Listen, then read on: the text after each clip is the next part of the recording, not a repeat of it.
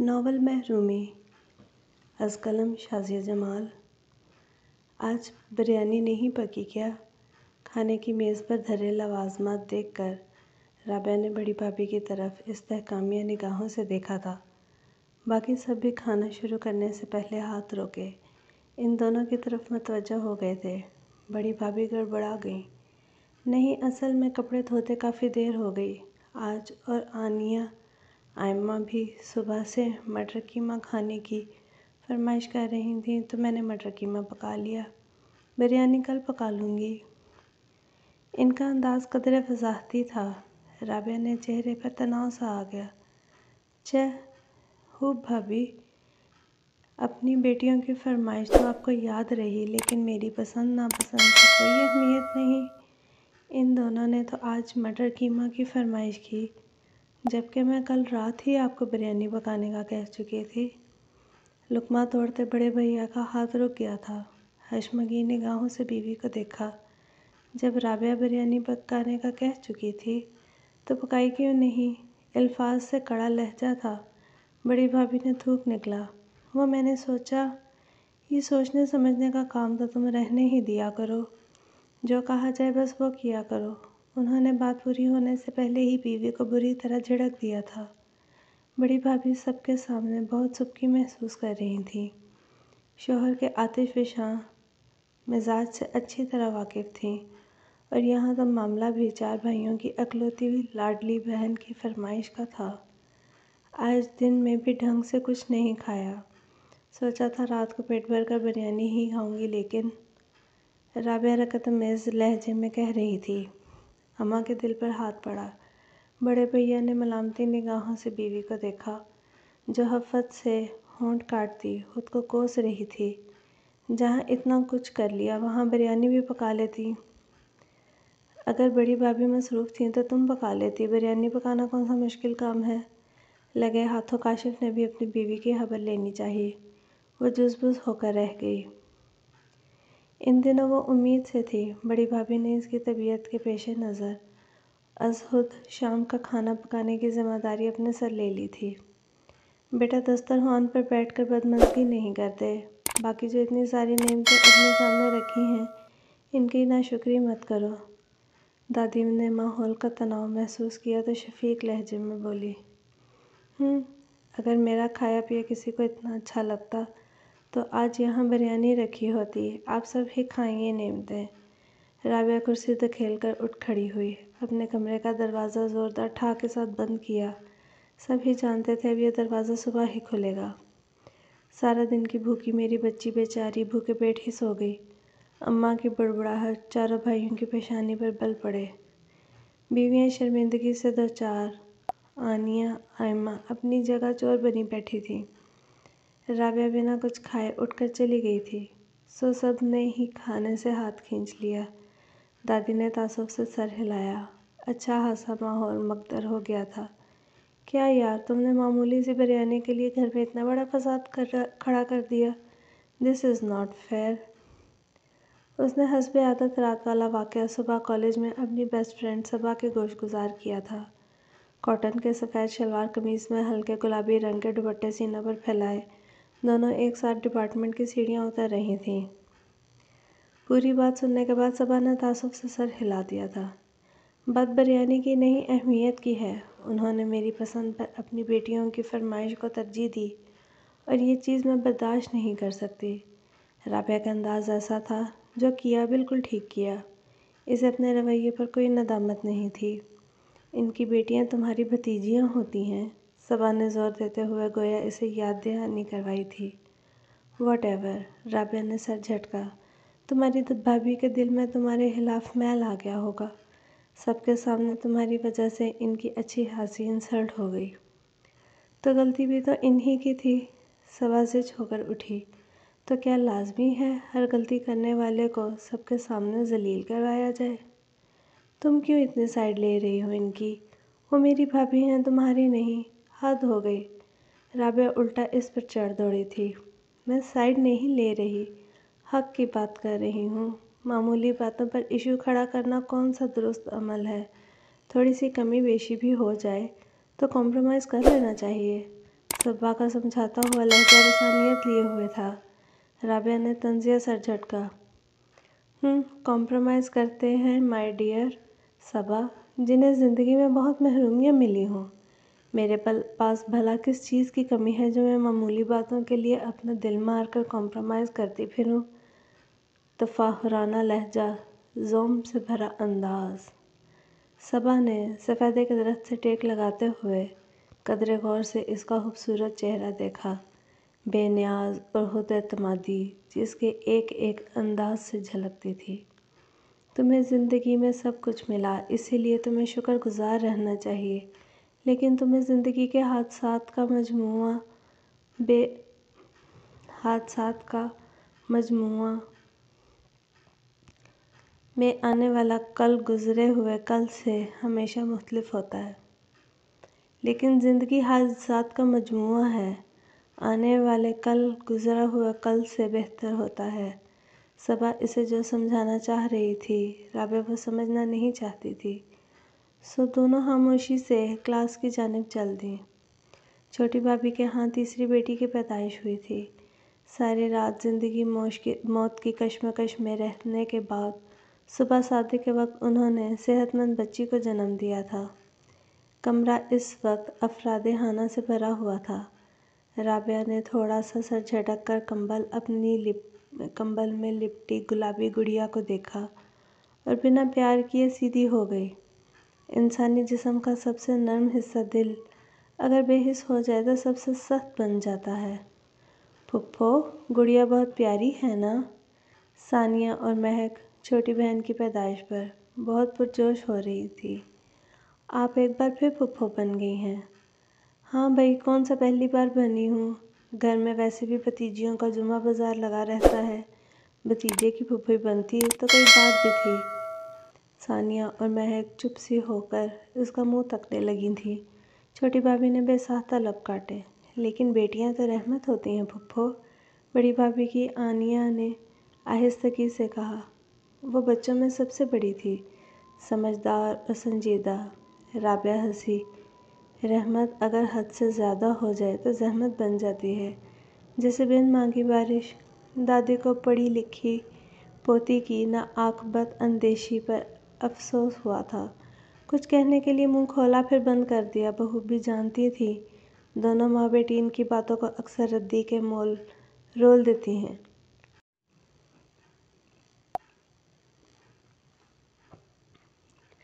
نائمہ بھابھی کے بھائی کی شادی کی تاریخ طے ہو گئی تھی۔ وہ آج کل بری وغیرہ کی شاپنگ کے سلسلے میں بری طرح مصروف تھی۔ وہ اپنی بہنوں کے ساتھ بازار نکل جاتی اور واپسی شام ڈھلے ڈھیر سارے شاپنگ بیگز کے ہمراہ ہوتی۔ انہوں نے بطور خاص اپنی اور بچیوں کی شاپنگ کی تھی۔ اس وقت لاؤنج میں شاپنگ بیگز کھولے وہ سب کو اپنی شاپنگ دکھا رہی تھیں۔ یہ مہندی پر پہنوں گی، یہ مائیوں پر، اور یہ والا بارات کے لیے ٹھیک رہے گا نا بڑی بھابھی؟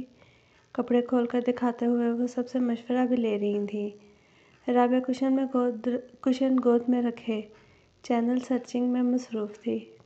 لیکن جب انہوں نے ولیمے میں پہننے کے لیے گہرا سبز سوٹ نکالا جس پر سلور نفیس سا کام تھا، رابعہ کی بے ساختہ نگاہیں اٹھا کر اس کی طرف دیکھنے پر مجبور ہو گئی۔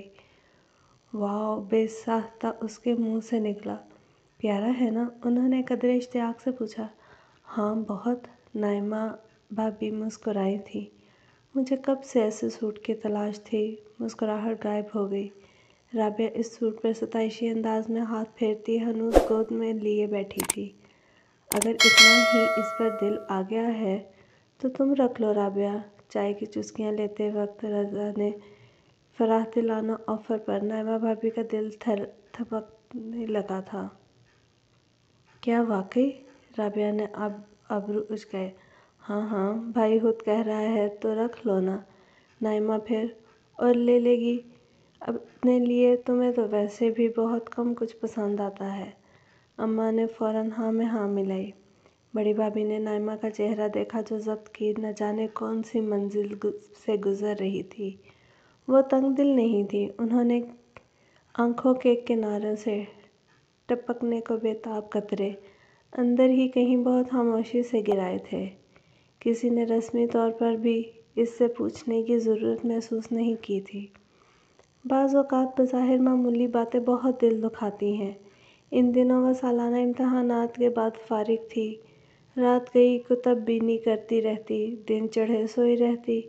کسی کو اس کے روز و شب پر اگر اعتراض تھا بھی تو کوئی کہنے کی جرأت نہیں کر سکتا تھا۔ وہ اماں کی لاڈلی اور بھائیوں کی دلاری تھی۔ اماں آج کل سنجیدگی سے اس کے رشتے کے بارے میں سوچ رہی تھیں۔ اس سلسلے میں شکیلہ خالہ کے ان کے گھر آج کل وہ باقاعدگی سے چکر لگ رہے تھے، اور یہ اماں اور شکیلہ خالہ کی مشترکہ کاوشوں کا ہی نتیجہ تھا کہ کچھ عرصے میں ایک معقول گھرانے سے اس کا رشتہ آ گیا۔ اسجد اکلوتا تھا، ہوبرو، برسر روزگار۔ دو شادی شدہ بہنیں اسی شہر میں اپنے اپنے گھر خوش و خرم زندگی گزار رہی تھیں۔ ریاض احمد عمر کے اس حصے میں تھے جہاں سارے فرائض سے سبکدوش ہونے کے بعد فارغ البالی کے احساس سے سرشار زیادہ تر وقت دوستوں کے ساتھ بیٹھک میں ہی گزارتے۔ رہ گئیں بہناز بیگم، تنہائی اور اکتاہٹ کا شکار۔ دل میں چاند سی بہو لانے کی تمنا شدت سے جاگ اٹھی تھی۔ سعادت مند بیٹے نے ماں کی خواہش پر فرما برداری سے سر جھکا دیا تھا۔ تھوڑے ہی عرصے میں انہیں رابعہ کی صورت اپنا گوہر مقصود مل گیا تھا۔ رابعہ کے لیے اتنی خوبیوں کا حامل رشتہ آیا اور ماں کے پاؤں خوشی سے زمین پر نہیں لگتے تھے۔ کچھ لوگ ہمیشہ ہی قسمت کے بہت دھنی ہوتے ہیں، بڑی بھابھی کا تبصرہ۔ شکر ہورے کو خدا شکر دے ہی دیتا ہے۔ چھوٹی بھابھی کی طویل ٹھنڈی سانس۔ ہنس کم جہاں پاک۔ نائمہ بھابھی نے دونوں ہاتھ جھاڑے تھے۔ رابعہ کی نازک مزاجی کا زیادہ تر عتاب وہی بنتی تھی۔ اب اس کا یوں جھٹ منگنی پٹ بیاہ والا معاملہ دیکھ کر انہوں نے خاصا سکون کا سانس لیا تھا۔ ڈیکو پینٹ کا بیش قیمت فرنیچر، بہترین کراکری، الیکٹرانک کی چھوٹی بڑی اشیاء، جدید تراش حراش کے ملبوسات، برانڈڈ جوتے، کاسمیٹکس، یہ سب کچھ پرفیکٹ۔ بڑے بھیا نے لسٹ پر نگاہ دوڑا رہے تھے۔ بظاہر تو سب کچھ پرفیکٹ ہے رابعہ، اگر تمہیں کوئی کمی بیشی لگے تو بتا دینا مجھے۔ مجھے تو سب کچھ ہی پرفیکٹ چاہیے بھیا، ذرا سی بھی کمی نہیں چلے گی۔ صوفے پر آلتی پالتی مارے کشن گود میں رکھے ناخن فائل کرتی رابعہ نے انگوٹھے اور انگلی کو ملا کر ذرا سا اشارہ کرتے ہوئے ٹھنک کر کہا۔ بڑے بھیا ہنسے تھے۔ تو اور کیا، میری رابعہ کا جہیز ایسا ہونا چاہیے کہ لوگ دیکھیں تو دیکھتے رہ جائیں، کسی کو یہ کہنے کا موقع نہ ملے کہ 4 بھائیوں کی اکلوتی بہن کا جہیز اور بس یوں ہی سا۔ اماں کی بات پر دادی تو ٹوکنے بنا نہ رہ سکیں۔ چادر دیکھ کر ہی پاؤں پھیلانا چاہیے بہو، خدا ہماری بچی کا نصیب اچھا کرے۔ یہ مادی چیزیں سچی خوشیوں کا ضامن نہیں ہوتیں۔ گو کہ ان کا لہجہ نرم تھا لیکن اماں کو بے حد برا لگا۔ سچی بات جتنے بھی شیریں لہجے میں کی جائے کڑوی ہی لگتی ہے۔ ارے واہ دادی، آپ کو کیا پتہ سسرال میں انہی چیزوں کی وجہ سے ہی تو کتنی ویلیو بڑھتی ہے۔ رابعہ نے دادی کے پرانے خیالات کو ناک پر بیٹھی مکھی کی طرح اڑا دیا۔ اپنی اپنی سوچ کی بات ہے بیٹے۔ دادی گہری سانس کھینچ کر چپ ہو گئیں۔ انہیں پوتی کا یوں بڑوں کی موجودگی میں اپنی شادی اور جہیز وغیرہ کے معاملے میں بولنا سخت ناگوار لگ رہا تھا۔ اچھا تم فکر مت کرو، ہم تمہاری شادی میں کسی قسم کی کمی نہیں چھوڑیں گے، چاہے کسی سے ادھار ہی کیوں نہ پکڑنا پڑے۔ آخر کو ایک ہی تو بہن ہو ہماری۔ فواد بھیا کی بات پر رابعہ کی گردن احساس تفاخر سے کچھ اور اکڑ گئی تھی۔ کچھ لوگوں کے لیے شادی بور کا لڈو ہوتی ہے، لیکن رابعہ کے لیے پھولوں کی سیج ثابت ہوئی تھی۔ اس سال میں مان، مقام، آرام سب کچھ ملا تھا۔ وہ شکم صحت تھی، مزاج کی تازگی عروج پر کیوں نہ پہنچتی۔ بھابھی ادھر بائیں طرف دیوار کے ساتھ 2 اسٹیپ بنے ہوئے ہیں، جب کبھی بور ہوں تو اس پر چڑھ کر ہمسایوں کے گھر جھاتی مار لینا، سچ میں ساری بوریت دور ہو جائے گی۔ شادی سے پہلے میرا اور شمسا کا زیادہ تر وقت انہی سٹیپس پر چڑھ کر دیوار پر ہمسایوں کے ساتھ بات چیت کرنے میں گزر جاتا تھا۔ اب بھی میں تو جب بھی اماں کے ہاں آؤں تو ٹائم نکال کر لازمی ادھر آ کر چڑھ جاتی ہوں۔ اس کی نند فضا چائے کا کپ میں چینی ملاتے ہوئے کہہ رہی تھی۔ سچ مفت کی انٹرٹینمنٹ ہے، شمسا ہنسی تھی۔ پھر اپنا چائے کا کپ اٹھا کر دوسرا اس کی جانب بڑھایا۔ رابعہ نے یوں ہی سر ہلایا۔ دیوار پر کون سا پرنس ولیم اپنی فیملی کے ساتھ رہتا ہے جس کو دیکھنے کے لیے میں اتنی مشقت کروں؟ نفاست سے چائے کا کپ تھامے رابعہ نے نحوست سے سر جھٹکا۔ اوہ ریئلی؟ اسجد کا رد عمل توقع کے عین مطابق تھا۔ رابعہ نے مسکراتے ہوئے شانے اچکائے۔ مطلب میں باپ بننے والا ہوں؟ اسجد کے پرمسرت بے یقین لہجے پر اس نے مصنوعی خفگی سے ابرو چڑھائے۔ تو کیا میں جھوٹ بول رہی ہوں؟ ارے نہیں یار، تم نے اچانک اتنی بڑی گڈ نیوز سنا دی، سمجھ نہیں آ رہا کیسے اپنی فیلنگز ایکسپریس کروں۔ اسجد محبت پاش لہجے میں بول رہا تھا۔ وہ دن اور اس کے آگے طلوع ہونے والا ہر دن رابعہ کے لیے اپنے دامن میں بہت کچھ لے کر آتا۔ محبت، توجہ، مان۔ وہ مغرور سے ان لوازمات کو حق سمجھ کر قبول کرتی رہی۔ چھوٹی بھابھی پھر امید سے تھیں۔ بھابھی الٹرا ساؤنڈ کروایا؟ اس بار بھی بیٹی تو نہیں؟ نیل پالش پر پھونکے مارتی بظاہر وہ ہمدردی سے پوچھ رہی تھی۔ کپڑے استری کرتے چھوٹی بھابھی کے ہاتھ لمحہ بھر کے لیے تھمے، پھر آہستگی سے کہا، جو خدا کو منظور۔ ہاں، جو خدا کو منظور، رابعہ نے طنزیہ ہنکارا بھرا۔ ان دنوں اسجد کی آفس میں مصروفیت بڑھ گئی تھی۔ مہناز بیگم اپنی مصروفیات میں تھیں۔ رابعہ جوسز پی کر، ریسٹ کر کے اور اپنے لیے رکھی گئی کل وقتی ملازمہ کو ہمہ وقت اپنے سر پر سوار دیکھ کر بری طرح اکتا گئی تھی۔ بعض اوقات بہت زیادہ آرام بھی تھکاوٹ کا سبب بن جاتا ہے۔ یوں ہی بیٹھے بٹھائے ایک دن نہ جانے کیا سوجی، بائیں جانب دیوار کے ساتھ بنے سٹیپس پر چڑھ کر دیوار پر دونوں ہاتھ جمائے۔ دوسرے ہی لمحے اسے اپنا دماغ چکراتا ہوا محسوس ہوا۔ وہ تو کوئی اور ہی دنیا تھی۔ موٹے نقوش کی حامل سانولی عورتیں، ستاروں سے جھلملاتے ریشمی کپڑے، نقلی زیورات پہنے دبلی پتلی لڑکیاں اور نکر بنیان میں ملبوس ہڑبونگ مچاتے کچے صحن میں بھاگتے دوڑتے بچے، لوٹیاں لگاتے اور ہر عمر اور سائز کے بچے، ہر کوئی متحرک کاموں میں باتوں میں مشغول۔ رابعہ پر نظر پڑی تو سب کچھ دیر کے لیے تھم گئے۔ کنوار، دلہن، سیاہ شلوار پر جامنی قمیض پہنے، دوپٹہ دیہاتی سٹائل میں سر پر لپیٹے برتن مانجتی عورت کے لبوں سے نکلا تھا۔ سب کی نگاہوں میں حیرت انگیز حسرت کی جگہ اشتیاق امڈ آیا۔ رابعہ تیزی سے نیچے اتری۔ سامنے کا ماحول اور منظر دیکھ کے اسے بے اختیار ابکائی آئی تھی۔ مصیبت کبھی بتا کر نہیں آتی۔ اس دن ٹائلز والے واش روم میں اس کا پاؤں بری طرح رپٹ گیا تھا۔ وہ اماں کے گھر ایک پرتکلف دن گزار کر عصر کے وقت واپس لوٹی۔ چونکہ ڈیلیوری کے دن قریب تھے تو اماں کے گھر چکر کئی روز بعد ہی لگتا تھا۔ اسے اس سمے ہفت الکلیم اپنی نگاہوں کے سامنے گھومتے محسوس ہوئے۔ درد اتنا شدید تھا کہ ناقابل بیاں۔ کئی گھنٹے موت اور زیست کی جنگ لڑنے کے بعد اس نے مردہ بیٹے کو جنم دیا تھا۔ ممتاز بیگم بے دم ہو کر صوفے پر گر گئی۔ اسجد کی آنکھیں شدت غم سے سرخ ہو رہی تھیں۔ مزید روح فرسا ہیبر، وہ کبھی ماں نہیں بن سکے گی۔ رابعہ نے آنکھیں کھولیں تو اپنی حالی گود کو دیکھا۔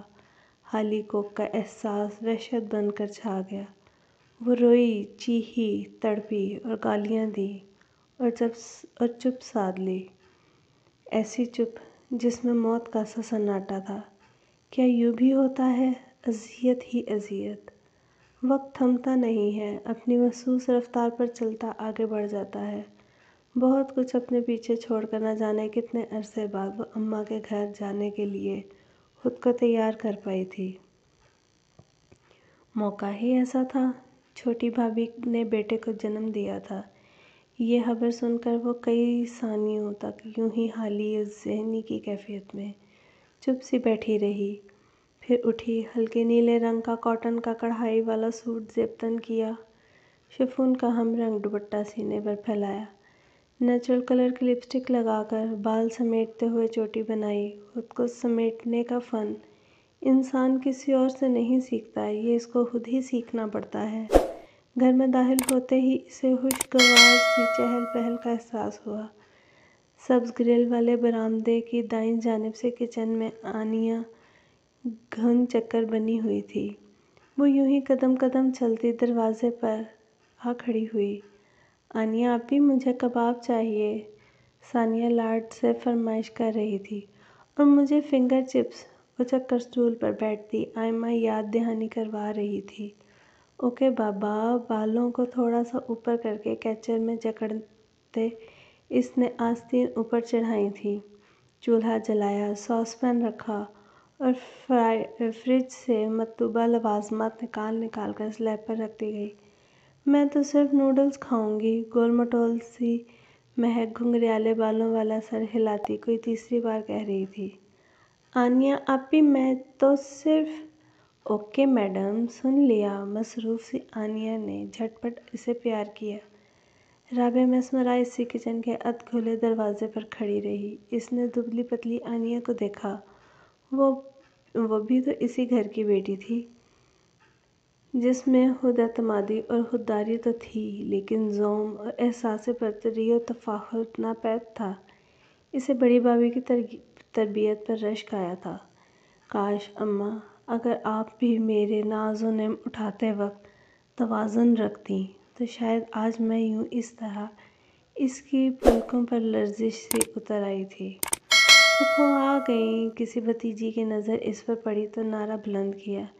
بے اختیار اس کا دل چاہا اپنی بھتیجیوں کو باہوں میں بھر لے۔ اس کی آمد پر سب سے زیادہ بے پناہ مسرت کا اظہار کیا تھا۔ جھک کر گلابی کمبل میں لپٹے بھتیجے کو دیکھا اور بہت نرمی سے اپنے ہونٹوں سے اس کی پیشانی کو چوم لیا۔ آپ ایک عدد بھتیجے کی پھپھو بن ہی گئیں آخر۔ آنیہ نے مسکراتے ہوئے اس کے کندھے پر ہاتھ رکھا تھا۔ وہ جتا نہیں رہی تھی، رابعہ جانتی تھی۔ پھپھو، بھیا پیارا ہے نا؟ گڑیا بہت اشتیاق سے پوچھ رہی تھی۔ پیاری تو تم ہو گڑیا، بھیا سے بھی زیادہ۔ اس نے گڑیا کو اپنی باہوں میں بھر کر زور سے کھینچ لیا۔ اسے گڑیا کی پیدائش پر کہے اپنے الفاظ یاد آ گئے۔ اگر وہ حادثہ نہ ہوا ہوتا تو آج تم بھی… چھوٹی بھابھی نے دکھ سے بات ادھوری چھوڑ دی۔ جو اللہ کو منظور، رابعہ نے آہستگی سے کہا۔ بعض اوقات اپنے ہی کہے الفاظ منہ پر تماچے کی طرح آ کر لگتے ہیں۔ آج وہ بھی اپنے قدموں کو کسی معمول کی طرح بائیں دیوار کے سامنے بنے اسٹیپ پر چڑھنے سے روک نہیں پائی تھی۔ منظر وہی تھا، اس کے دیکھنے کا انداز بدل گیا تھا۔ برتن مانجتی سغرا کوئی خوشگوار سا تذکرہ چھیڑے ہوئے تھی۔ اس کی مدد سے خیال سے دھلے ہوئے برتنوں کے ٹوکرے اٹھا کر بان کی چارپائی پر رکھتی صفورہ ہمہ گوش تھی۔ دبلی پتلی صدیقہ موبائل پر گانے لگائے دوپٹہ کمر پر کسے کچے صحن میں پانی کے چھڑکاؤ کے بعد جھاڑو لگا رہی تھی۔ قریب ہی چارپائی پر زبیدہ اپنے 2 سالہ بیٹے کو نہلا کر اس کی گردن پر ڈھیر سارا خوشبودار پاؤڈر ڈالنے کے بعد آنکھوں میں سلائیاں بھر بھر کر سرما ڈال رہی تھی۔ کچھ منظر بہت مکمل ہوتے ہیں، مکمل اور بھرپور۔ وہ بے اختیار سوچتی، گو کہ اس نے کافی حد تک خود کو سنبھال لیا تھا، پھر بھی اس کی کمی اماں کو کھٹکتی۔ ان کی تسلیاں دلاس سے وہ خاموشی سے سنتی اور بچہ اڈاپٹ کرنے کا مشورہ نرمی سے رد کر دیتی۔ اسے ایسی محرومی کے سہارے ساری زندگی گزارنی تھی تاکہ یہ کمی اسے احساس دلاتی رہے کہ ہم بشر ہیں اور ہمیں اپنی اوقات میں ہی رہنا چاہیے۔ ختم شد۔ ناول چھوٹا تھا مگر سبق آموز تھا۔ اگر پسند آیا ہو تو چینل کو لائک کر دیں، سبسکرائب کر دیں۔ انشاءاللہ مزید اچھے اور خوبصورت ناولز کے ساتھ آپ کی خدمت میں حاضر ہوں گے۔ اللہ حافظ۔